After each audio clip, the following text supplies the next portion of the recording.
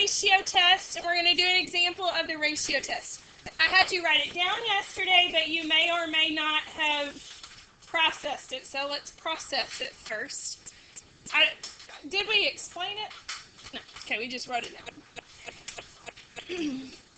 This test is most often used on the AP exam to determine the convergence of a power series.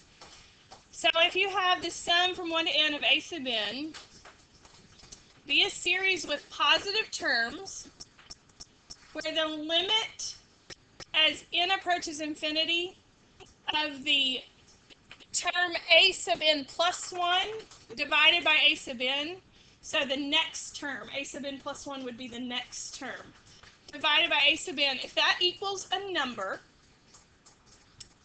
if the limit is less than 1, then the series converges.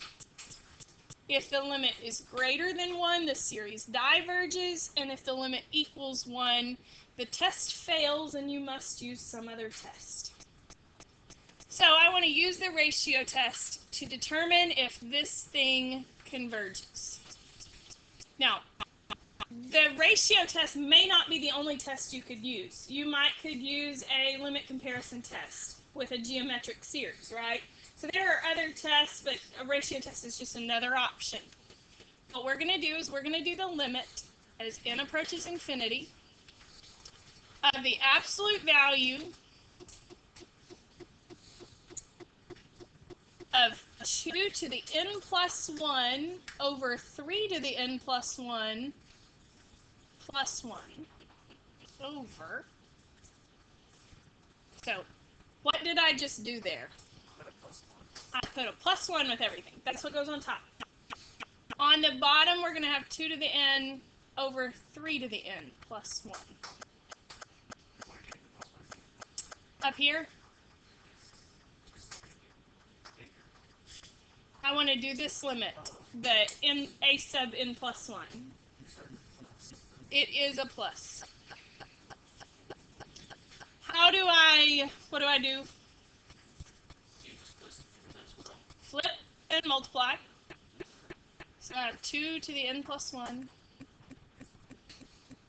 over 3 to the n plus 1 plus 1 times 3 to the n plus 1 over 2 to the n.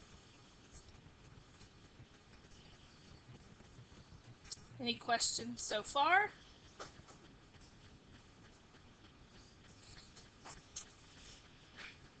Two to the n plus 1 divided by 2 to the n. What is that? What is 2 to the n plus 1 divided by 2 to the n?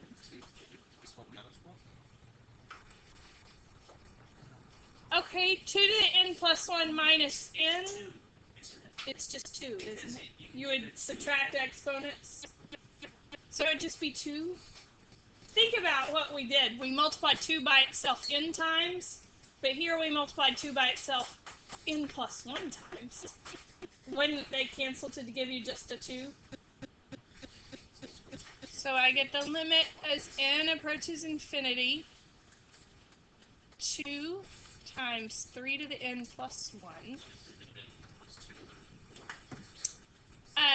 Yes, that's correct.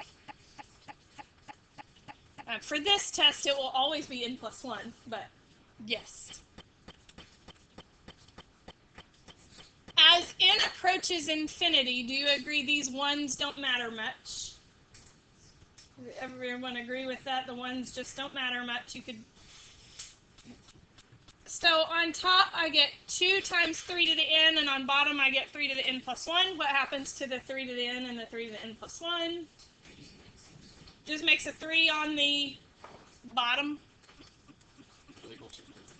So this limit is 2/3.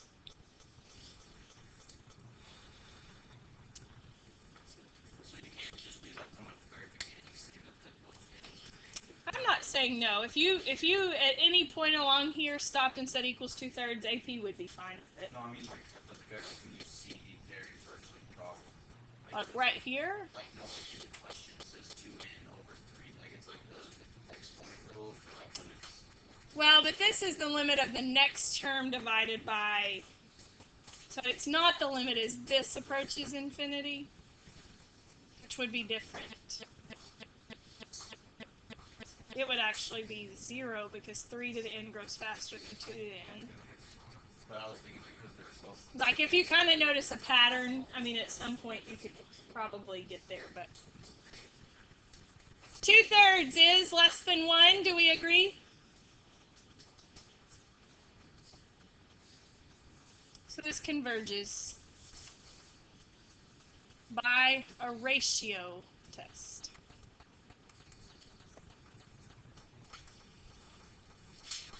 So that's the ratio test. The next one we're going to look at is a little bit different, interesting. It will help you with that radius of convergence question. Use the ratio test to determine the radius of convergence for this series. What do you notice that's in this series that hasn't been in any other questions? Okay, which that part won't change the convergence. Just has an extra term in it. It has an n and an x, doesn't it? Has an extra variable in it. So x will determine, what x is might determine whether this converges or diverges. Would you agree? So x is what I need to determine. It says determine the radius of convergence. I want to know if this converges, for what x values does it converge? Does that make sense? That's where we're heading with this one. It does tell me to use a ratio test. Even if I have no idea what I'm doing, I'm going to memorize the ratio test and know that that means I'm going to do n plus 1 x to the n plus 1 over 10 to the n plus 1. So you're basically just adding 1 to all the n. Yep. And I'm going to divide it by the original. Are y'all okay if I go ahead and flip and multiply?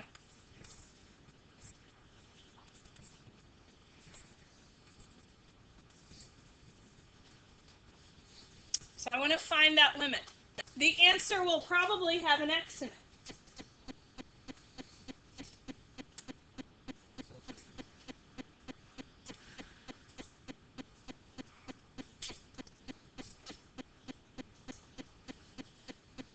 Anything cancel? The 10s, what's left when I cancel the 10s? There's a 10 left where? On the bottom. The x's, and what is left? Good. So I have the limit as n approaches infinity of n plus 1 times x over n times 10. As n approaches infinity, what does this approach? You might distribute the x to help you find that out. But do you agree that n's have the same power? So it's going to be x over 10, the coefficients of the n's. Again, it might help. Let me do that. You wouldn't have to, but I'm going to go ahead and write this as xn plus x. Does that help? And then as n approaches infinity, this is the only thing that matters, and I get x over 10. It is still in absolute value.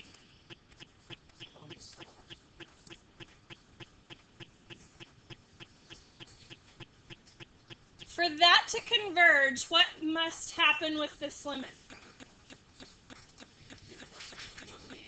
It must be less than 1. What does that mean x must be? Less than 10? Maybe? I halfway agree. Greater than negative 10. Why greater than negative 10? Where in the world did you get that? Because it's greater than Because it's an absolute value. So There are a couple of ways you could get there. 10 is just positive, but you get the absolute value of x less than 10. And then what that means is x would have to be between negative 10 and 10. Everyone agree with that? So it asks an interesting question. It asks, what is the radius of convergence? Do you agree that there's, from here to here, there's 20 units? So the radius of convergence is 10.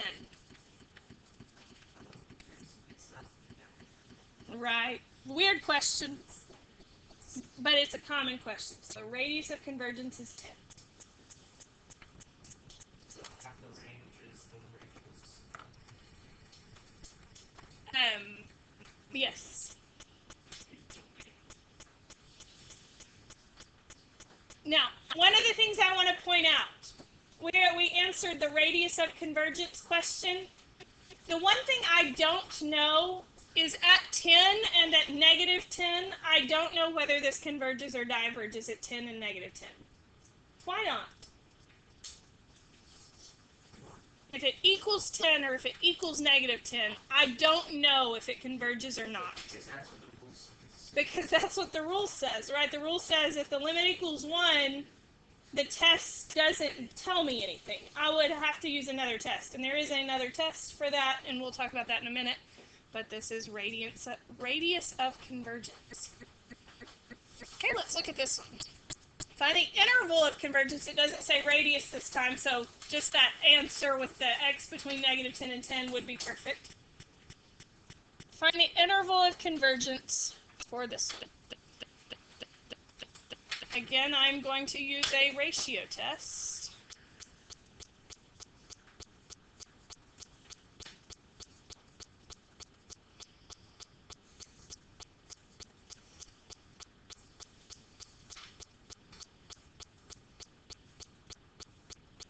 What happens to x plus 5 to the n plus 1 divided by x plus 5?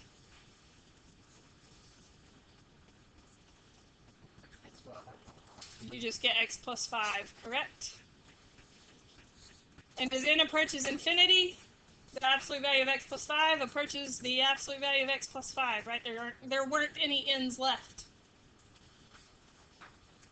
That needs to be less than 1, which means x plus 5 needs to be between negative 1 and 1. Would you agree with that? This is totally separate from a ratio test, but isn't this a geometric sequence? And the x plus 5 is the r.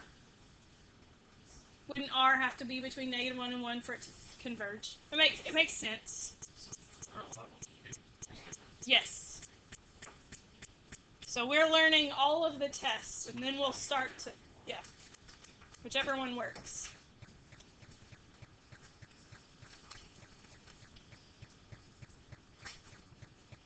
Negative 4, is that right?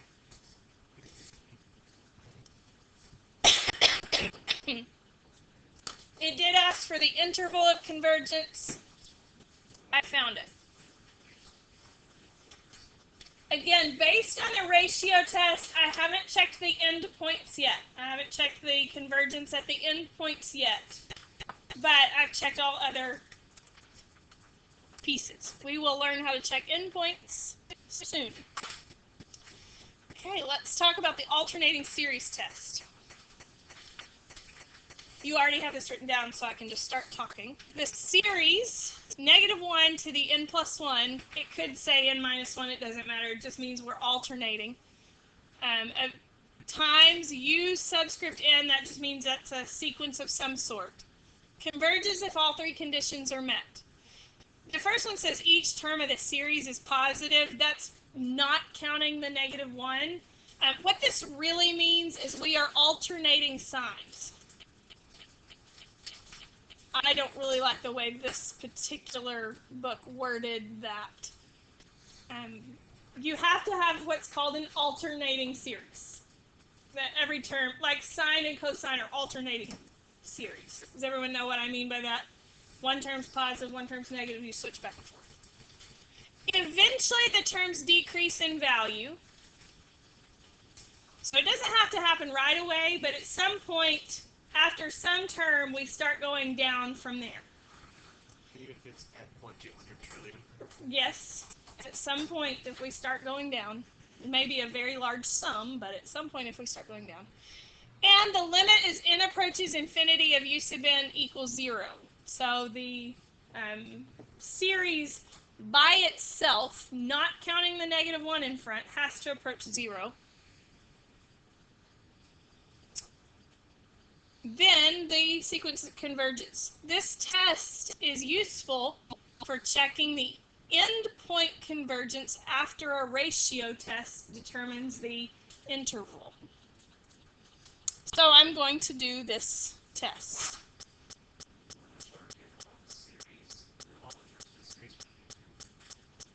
If all of the terms in the series were negative? No, they have to alternate signs. Oh yeah, like if it, yeah, as long as they alternate signs. Okay, so what we always have to start with is the interval of convergence using a ratio test. So we're going to start with that. We're going to do the limit as n approaches infinity. We're probably not going to finish this today, but I'm going to go ahead and say it. What you do once you get the interval of convergence, you then go plug in the two endpoints as your x, and then use the alternating series test to see if those converge or not. So you check the specific endpoints. I do not believe endpoint convergence is ever a question on your homework on the bookwork. Am I correct on that? Endpoints? They ask about endpoints? Maybe. If they do, then there's one thing you can't do, but do you feel like you can now do most of it? No. You do need to start trying the bookwork now. If you have not started trying it, now is time to start trying. Oops, I better flip the second one, huh? Right. Bookwork will make it due on Monday. Nothing in full is due tomorrow. If you get stumped on the bookwork, you should be able to almost finish worksheets 1 and 2. So you could go ahead and kind of work on those on the power series, but bookwork should be getting close. We probably should have finished it today. We had a slight distraction. Thanks, Grant. Where? It should be. Thank you. We'll finish this one tomorrow.